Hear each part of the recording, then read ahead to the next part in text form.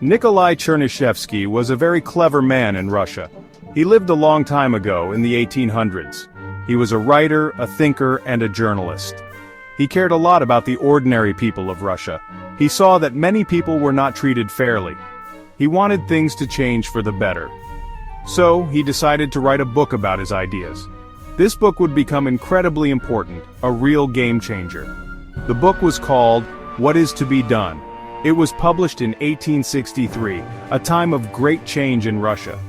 Serfdom, a kind of slavery, had just ended. People were thinking about new ways to live and organize society. Chernyshevsky wrote this novel while he was in prison. The government did not like his ideas much. They thought he was dangerous.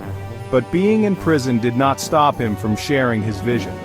This novel was not just a story, it was a call to action. It showed people, especially young people, a different way to think. It talked about freedom, especially for women. It discussed new ideas about work and money. It painted a picture of a future where people could be happy and equal. The main story of What Is to Be Done follows a young woman. Her name is Vera Pavlovna Rosalskaya, or just Vera. When we first meet Vera, she is not very happy. She lives with her family in St. Petersburg. Her family life is quite difficult and rather old-fashioned. Her mother, Maria Alexeyevna, is very controlling. She is always trying to arrange a good marriage for Vera. A good marriage meant marrying a rich man, you see. Vera's mother did not really care if Vera loved the man. She only cared about money and social status. This was a common situation for many young women at that time. They had very little choice in their own lives. Vera felt trapped, like a bird in a cage. She wanted more than just a rich husband. She wanted freedom. She wanted to think for herself. She wanted to make her own decisions and live a useful life. Vera dreams of a different kind of life.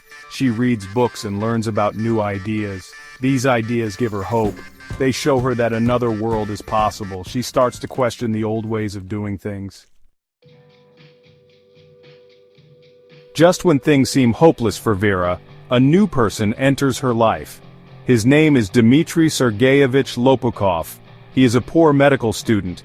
He comes to Vera's house as a tutor for her younger brother. Lopukov is different from the other men Vera knows. He is intelligent and kind. He believes in new ideas about society and equality. He understands Vera's desire for freedom. He sees her potential. Lopukov and Vera become friends. They talk about many things. Vera learns a lot from him. Lopukov does not want to control Vera. He wants to help her become independent. He offers Vera a very unusual solution to her problem. He suggests a fictitious marriage. This means they would get married on paper, but they would live as friends, not as husband and wife in the traditional sense. This would free Vera from her mother's control. Vera bravely agrees to this plan. It is a big risk, of course. Society at that time would not understand such an arrangement, but for Vera, it is a chance to escape. She marries Lopukov. She leaves her family home. After gaining her freedom, Vera Pavlovna wants to do something useful. She doesn't just want personal freedom, she wants to help others. She has learned about the difficult lives of working women. Many seamstresses, women who sew for a living, worked long hours for very little pay. They were often exploited by their employers. Vera thinks this is unfair. She decides to start a new kind of business. A business based on equality and cooperation. So, Vera establishes a sewing cooperative.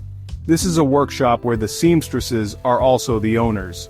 They share the work, and they share the profits.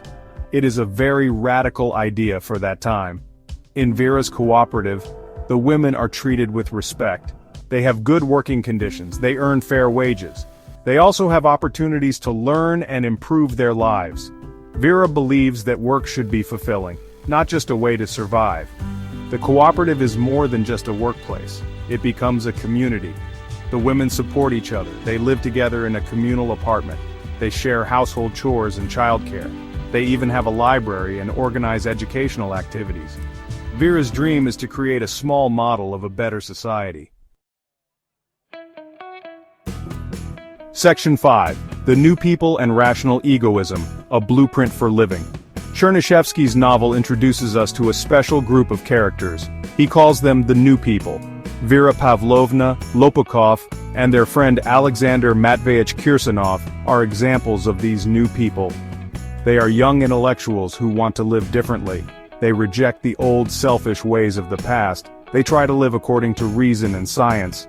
They believe in a philosophy called rational egoism. This sounds a bit complicated, doesn't it? Rational egoism means that people naturally seek their own happiness. But, and this is the clever part, true happiness comes from helping others. So being selfish in a rational way means working for the good of everyone. The new people believe that if society is just and fair, then individuals will also be happy. They try to build relationships based on honesty, equality, and mutual respect. They are not driven by greed or vanity, they want to be useful. The relationships between Vera, Lopukov, and Kirsanov are quite unusual for their time. Vera's marriage to Lopukov, as we know, was initially a way to gain freedom. Section 6. Rakhmetov, the ultimate revolutionary ascetic. Among the new people in the novel, there is one character who stands out. His name is Rakhmetov. He is an extreme example of a dedicated revolutionary. He is often called the rigorist, because he lives a very strict and disciplined life. Rakhmetov comes from a wealthy, noble family, but he gives up all his wealth and privileges.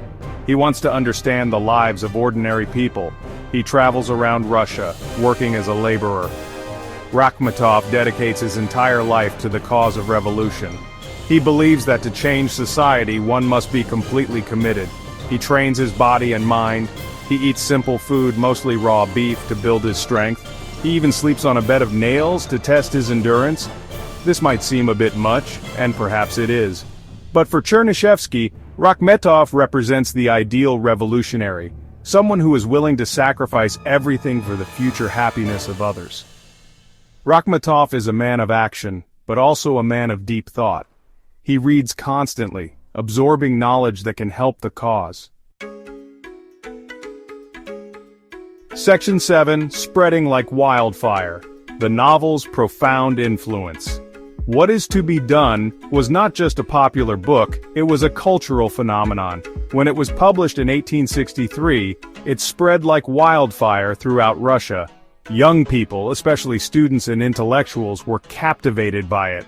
They saw Vera, Lopukov, Kirsanov, and Rakhmetov as heroes. They wanted to be like these new people. They started to question the old traditions and dream of a new society. The book gave them a language and a framework for their desires. The novel had a massive impact on the development of socialist and revolutionary thought in Russia. Many future revolutionaries read it and were deeply inspired. They formed reading groups to discuss its ideas. They tried to live according to its principles. They started their own cooperatives and communes, just like Vera's sewing workshop. The book provided a blueprint for how to live a revolutionary life. It showed them what to do, quite literally. One of the most famous people influenced by the novel was Vladimir Lenin. Yes, Lenin, who later became the leader of the Bolshevik Revolution. Lenin said that what is to be done had plowed him over completely. Section 8. Why what is to be done still matters. A legacy of hope. Why care about a 150-year-old Russian novel? Its themes of liberation and equality are timeless. The novel offers hope and a call for action. Vera's journey inspires gender equality.